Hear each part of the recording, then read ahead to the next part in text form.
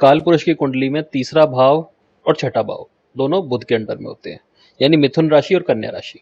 अब मिथुन को देखेंगे ना तो 10वें से छठी राशि है, और कन्या राशि 10वें से नवम है।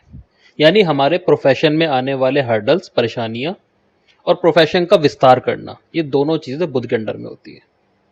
अब बुध कुंडली के कहीं भी भाव में बैठा है, किसी भी भाव में बैठा है, वो वहीं से प्रोफेशन में हर्डल क्रिएट कर सकता है या प्रोफेशन में बढ़ावा दे सकता है। बुध की जो मिथुन वाली क्वालिटी है, मिथुन की क्वालिटी क्या होती है? कम्युनिकेशन करना, एफर्ट करना, पराक्रम करना, लोगों से जुड़ना।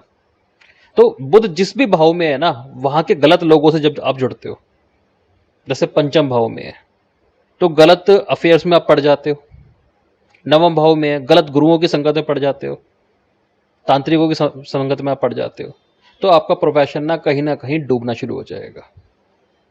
वहीं प्रोफेशन का विस्तार यानी कन्या राशि। अब कन्या राशि की क्वालिटी क्या है? मेहनत, पंक्चुअलिटी।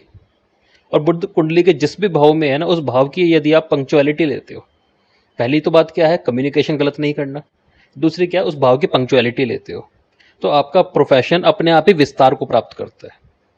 तो बुध का ये सूत्र हमेशा याद रखना चाहिए कि बुध जिस भी भाव में है, वहां के गलत कम्युनिकेशन, गलत संगत नहीं जोड़नी चाहिए, ठीक है? और उस भाव से रिलेटेड मेहनत आपको करनी ही पड़ेगी।